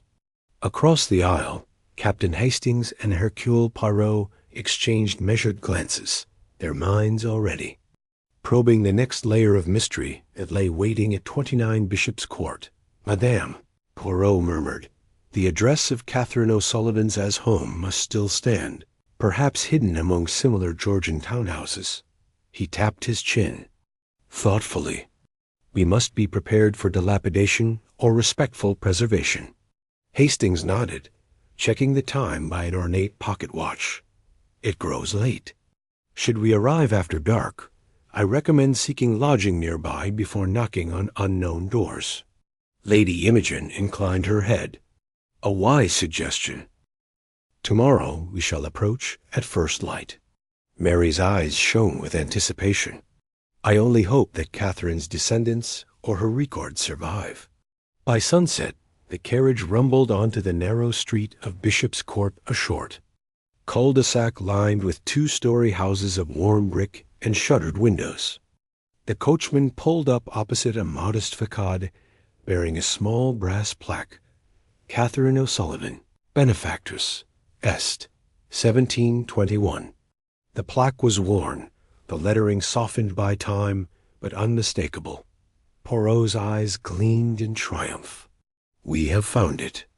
They disembarked, gathering their satchels and following the steps to a narrow oak door. A single lantern flickered in a wrought iron sconce, casting dancing shadows across the sill. Hastings cleared his throat. "Shall I announce us, ma'am?" Lady Imogen stepped forward, raising a small card engraved with Mr. Latham's seal. "Yes, introduce us as representatives of Greystone Manor, come by Lady Imogen's request." Her hand trembled only slightly as she pressed the brass knocker twice. A moment later, the door swung inward to reveal a woman of advanced years, her hair a crown of silver curls, her cheeks rosy with welcome. She wore a dark shawl draped over a simple gown, and her clear blue eyes reflected both curiosity and kindness. "You must be Lady Imogen Fairchild," she said, voice gentle yet firm. "I am Mademoiselle Bridget O'Sullivan, daughter of Catherine's last protégé. Please come in." They entered a small entrance hall, lined with famed family portraits, black and white lithographs of stern faces, and a single color painting of a young woman cradling an infant. Mary gasped softly. "That must be Catherine herself." Bridget nodded. "She commissioned that portrait on Theodore's departure. She kept it here all her life." She led them into a cozy sitting room, where a low hearth glowed with fresh embers, and shelves were lined with ledgers and bound volumes. At a mahogany desk sat a stout trunk secured with tarnished brass clasps. Bridget unlocked it with an antique key. "These are Catherine's journals," she explained. "She wrote of Theodore's arrival, his progress in Cork, and his eventual departure for London, never to return home." Lady Imogen drew near as Bridget lifted the journals one by one. The first bore the date 1721 in Catherine's elegant hand. "I received the child Theodore this morn, wrapped in swaddling clothes and the promise of a family's hope. He sleeps beneath Mary's vigil, and I pray he finds safety in our city's bustle." Poirot bent to examine the later entries, where Catherine described arranging for Theodore's formal education under a cousin's guardianship, then tracking his fortunes through letters. On one page, a folded sheet of vellum was sewn into the binding. Bridget retrieved it with gentle fingers and handed it to Lady Imogen. "This is his baptism record at St. Finbarr's," she said. Lady Imogen opened it. "Baptized, the 20th of May, 1721, name given. Theodore Fairchild, sponsor, Bridget O'Sullivan, at request of Eleanor Clements." Lady Imogen's voice caught. So Catherine ensured his lineage was preserved in two towns, Dublin and Cork. Hastings inhaled sharply, and the parallel records confirmed beyond doubt his identity. Poirot steepled his fingers. The legal foundation for his heirs now rests on unassailable evidence. Bridget placed a hand on Lady Imogen's arm. It was always Catherine's wish that one day the scion of Fairchild should claim his birthright. I prayed this day would come. Lady Imogen's eyes brimmed with tears. On behalf of Greystone Manor, I thank you and your mother, Madame O'Sullivan. She lifted the sandalwood reliquary from Mary's satchel and opened it, revealing the tarnished rattle. Bridget smiled. I recall hearing its soft chime on quiet nights. That rattle was his first toy, a symbol of innocence amid turmoil. They spent the evening in quiet conversation, sharing tea and reviewing the confirmed documents. Plans were made to inform Mr. Latham in London and to prepare for the arrival of Thomas, Clement, and any further living descendants. When the hour grew late, Bridget rose to fetch fresh blankets for guests. Poirot escorted Lady Imogen to a guest chamber overlooking the courtyard. There, beneath a canopy bed, she paused to gaze at the reliquary and certificates. "Tomorrow," he whispered, "the heir emerges from the shadows of history into the halls of Greystone." Lady Imogen nodded, her resolve steeled by proof and compassion. May justice shine upon him and upon all those who safeguarded his life. Outside, the moon's pale arc stretched across the cork sky, illuminating the quiet street where echoes of ancient courage and enduring loyalty had at last united past and present in the light of truth. Chapter 15. The Homecoming. The mid-morning sun filtered through the high windows of Greystone Manor's great hall as Captain Hastings stood by the wide fireplace, glancing toward the front entrance at measured intervals. The servants moved in, hushed anticipation silently polishing the marble floors, arranging bouquets of spring flowers in silver vases, and adjusting the heavy draperies so that no ray of light fell upon dust. In the center of the hall, on a low oak table, lay the baptismal certificate, the reliquary, and Lord Fairchild's testaments to a story nearly lost to time got at last. The double doors swung open to admit Thomas Clement, tall and distinguished. In a charcoal morning coat, his expression a mixture of awe and tremor. Mary Clement stood beside Lady Imogen, her cheeks flushed with joy. Thomas paused on the threshold, absorbing every detail of the ancestral portraits and the stone archways overhead. Lady Imogen stepped forward, extending her hand with gracious warmth. "Mr. Clement," she said, her voice resonant in the still air, "welcome to Greystone Manor. I am Imogen Fairchild, and you are the heir of my forebears." Thomas bowed, glancing at the documents spread before him. "Madam," he replied, voice low with emotion, "I am honored beyond words. I always sensed a family story hidden in plain sight, yet I never dreamed it would lead me here." Poirot emerged from the shadow of a pillar, his posture erect, mustaches quivering with discreet satisfaction. "Monsieur Clement," he said, inclining his head, "it is my privilege to introduce you to the legacy that awaited your return. These documents," he gestured to the table, "confirm your birthright." Thomas approached, gently touching the baptismal parchment.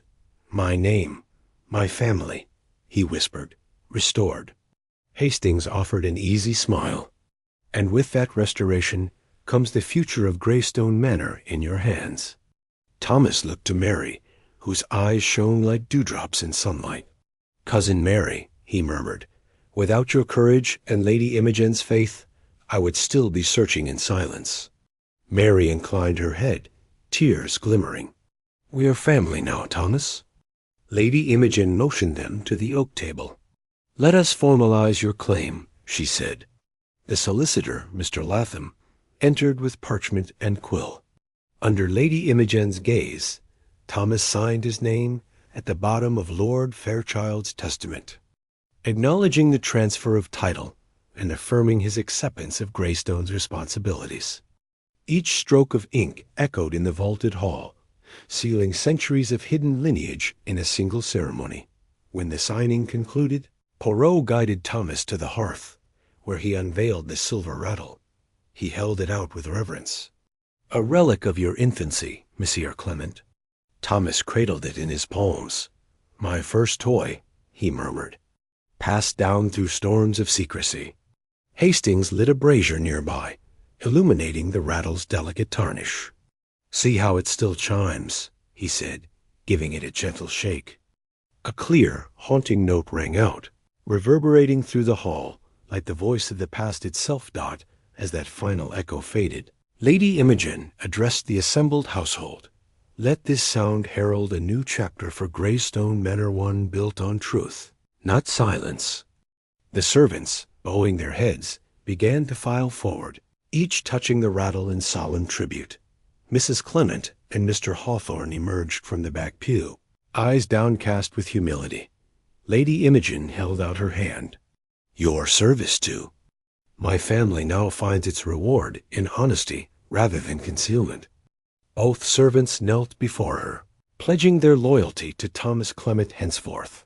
Outside, a fresh breeze stirred the budding rose bushes on the terrace, as though ushering in a season of renewal. In the great hall, Lady Imogen turned to Poirot. "Mon ami, you have worked wonders." Poirot smiled modestly. "The little gray cells serve justice, madame. It is your courage embracing truth despite the shadows that has healed this house." Thomas joined them. "Greystone is mine by right, yet I owe its future to all who guarded its past." Under the vaulted ceiling, they stood together, family reunited, secrets laid to rest, and a detective whose devotion to order and truth had rekindled hope across centuries. And as the sun climbed higher, brilliant upon stone and tapestry, Greystone Manor breathed freely once more into the light of day. Chapter 16.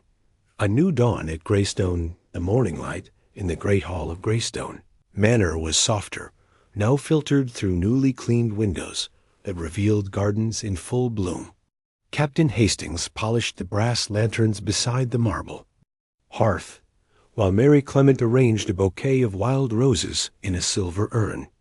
Lady Imogen Fairchild stood by the wide bay window, gazing out at the terrace where Thomas Clement inspected plans for restoring the rose garden.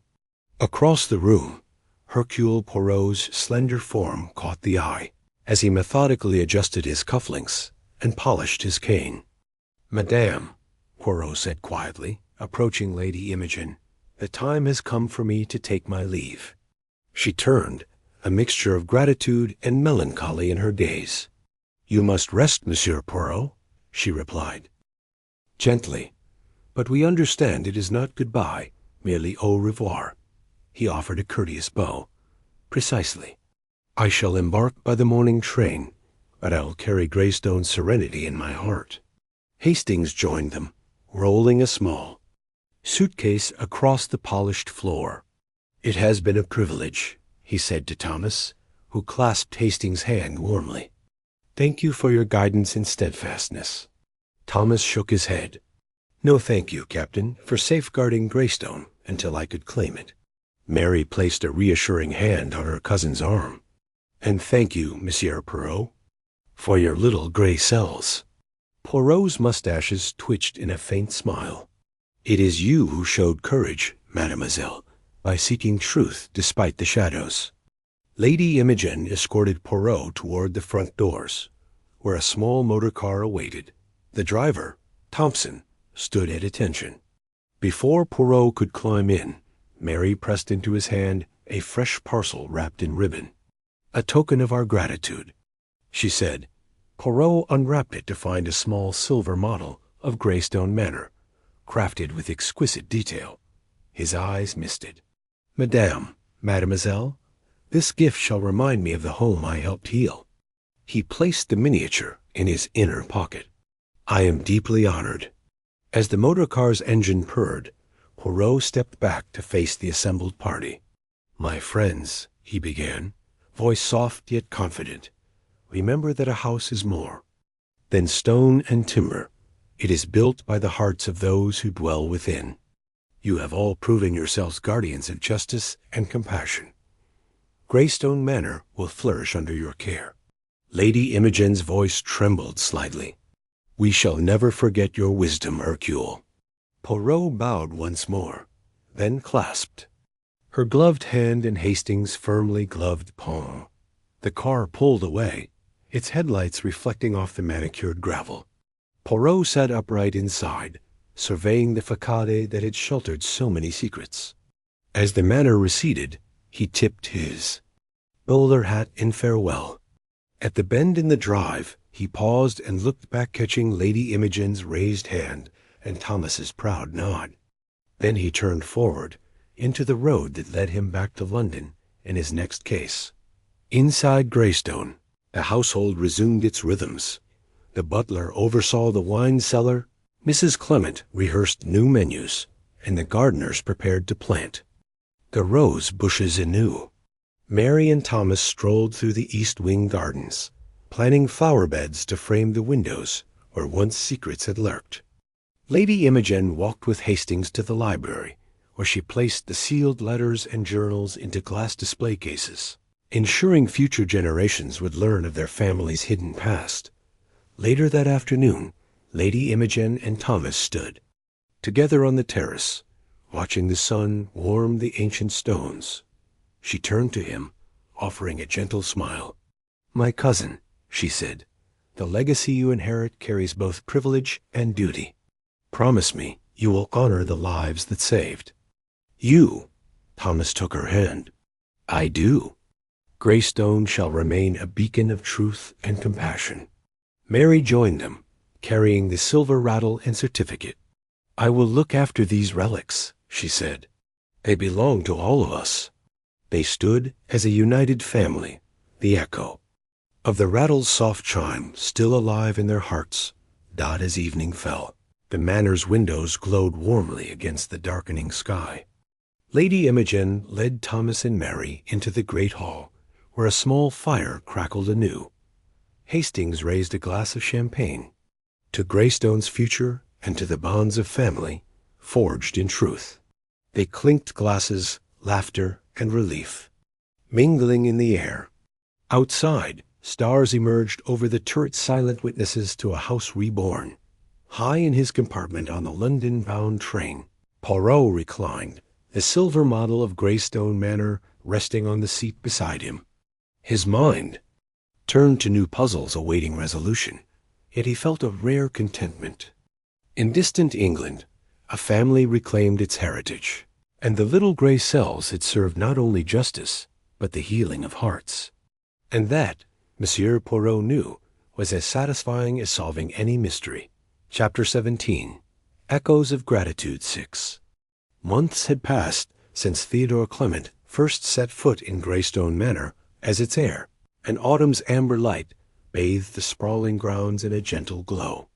The rose garden was now a riot of late blooms, and the East Wing's library windows gleamed as if newly anointed. Inside, the grand hall had taken on a renewed warmth. Portraits of Fairchild ancestors, once somber, now regarded their descendants with benevolence.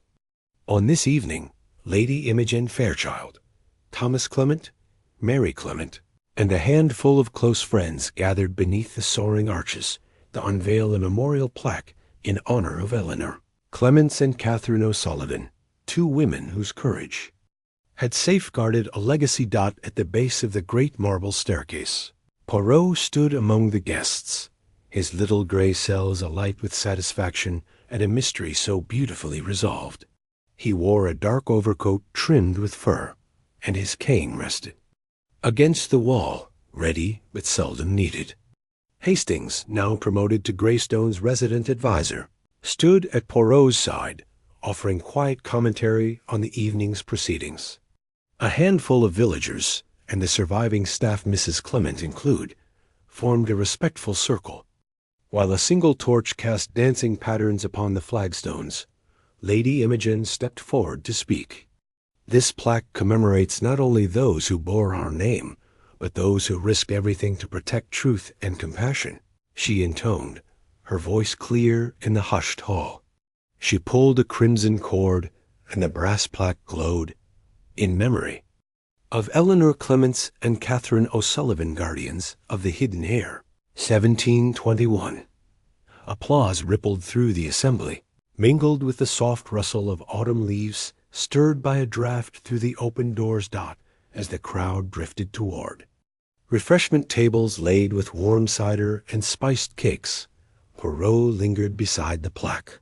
His gaze traced the intertwined names, then settled on a small envelope taped to the bottom corner, a final postscript to the evening. He broke the seal to find a handwritten note in elegant script. To Monsieur Poirot, your subtle mind pleased me from the first. May Greystone's corridors remain bright, free from secrets that shadow the soul. J. Fairchild. Poirot's eyebrows rose. He looked up at Hastings. A gesture of appreciation from our distant cousin Jonathan Fairchild. No doubt. He remains in America, yet his thoughts are with us. Hastings smiled. Your fame has crossed the Atlantic, Hercule. Poirot tucked the note into his coat. Let us ensure his letter reaches Lady Imogen. Meanwhile, Mary Clement approached, with a small wooden box. Monsieur Poirot, a token for you. She placed it in his hand.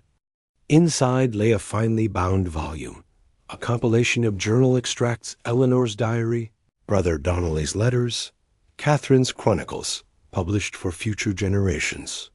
The cover bore the Greystone crest, beneath which was inscribed, Truth illuminates darkness. Poirot's eyes glistened as he traced the gilded title. Madame, Mademoiselle, this is the most fitting tribute. You have turned hidden words into enduring legacy. Lady Imogen joined them, her expression serene. Monsieur Poirot, your work unlocked these echoing voices of the past. We cannot thank you enough. Poirot bowed low. It is I who am grateful. For a detective, there is no greater reward than watching truth reclaim its rightful place. Hastings placed a hand on Poirot's shoulder. And you've given Greystone its soul back. As the guests mingled and laughter rose, the detective surveyed the scene. Walls freed from the weight of secrets, a family united by courage, and a manor alive with memories honored rather than hidden. In the gentle flicker of torchlight, the names of Eleanor and Catherine shone eternal, reminders that compassion and conviction can reshape destinies. Later, as the hall emptied and the memorial alcove stood quiet once more, Poirot prepared to depart. He touched the plaque reverently, pausing to reflect on a case spanning centuries.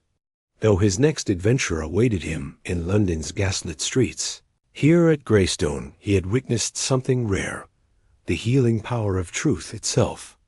As he stepped into the crisp night, the manor's towers gleamed behind him, bathed in moonlight, an enduring testament to those who dared to illuminate the hidden. Chapter 18. The final revelation in the quiet hush of early morning. Greystone. Manor stirred to life beneath a sky woven with pale pink and gold. The great hall stood empty, its vast chambers lingering in the soft glow of dawn. At its center, the memorial plaque honoring Eleanor Clements and Catherine O'Sullivan shone, with a gentle promise of remembrance. Yet on this day, a new chapter would close its pages, and one final revelation awaited like a secret breath in the air. Lady Imogen Fairchild descended the grand staircase, her silk dressing gown whispering over the polished marble steps. In her hand she carried the newly published volume of journal extracts, its spine etched with the words Truth illuminates darkness.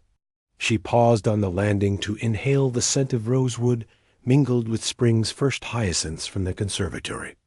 Below, Thomas Clement emerged from the library's archway, robes of morning light cascading down his shoulders.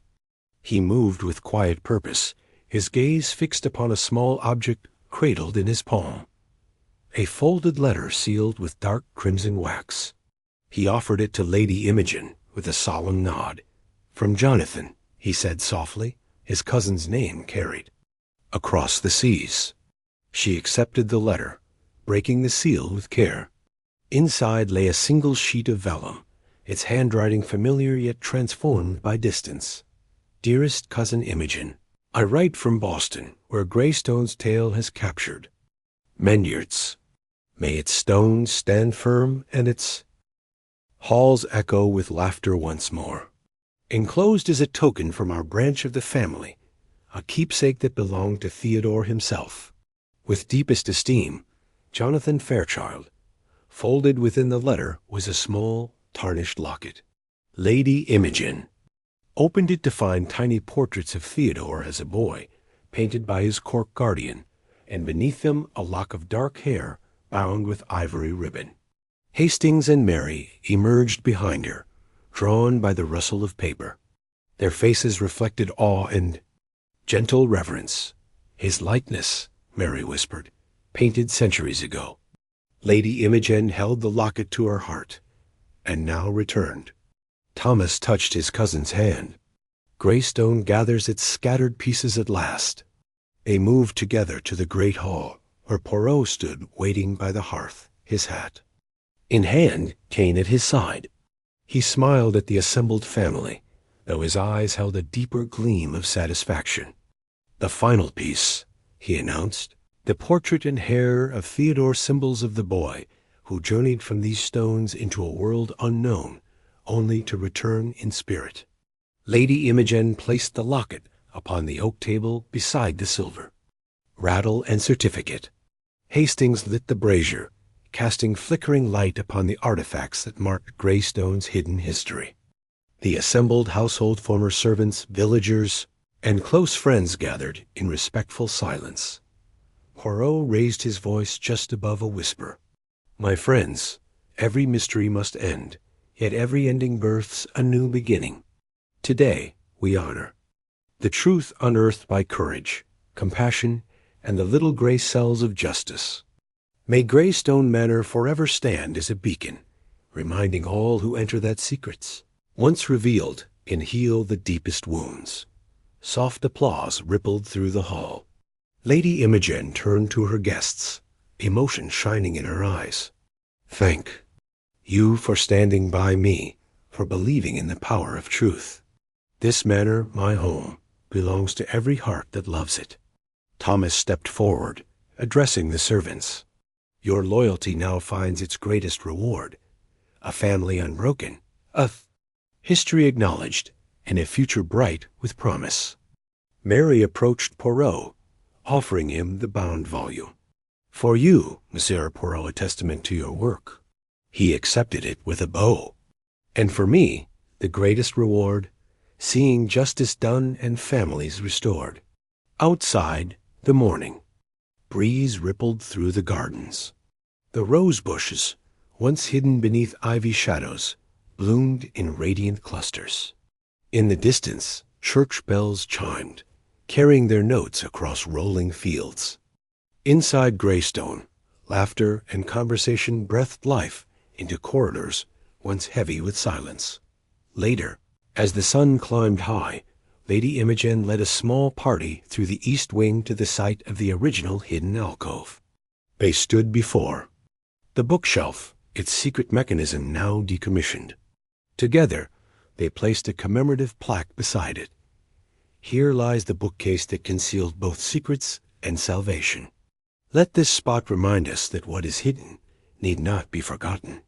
Poirot watched as Mary touched the ivy carving gently, then clasped her hands in reverence. Hastings patted the detective on the shoulder. "Another case splendidly resolved, eh, Hercule?" Poirot's mustaches twitched in a modest grin. "Yes, mon ami, and one of my most satisfying, where justice brought not only resolution, but redemption." As daylight filled every corner of Greystone Manor, Lady Imogen turned to the detective.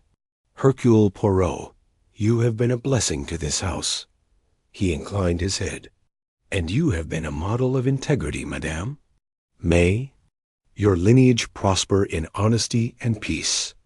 With that, Poirot took his leave, his figure receding down the pathway, cane tapping a gentle rhythm.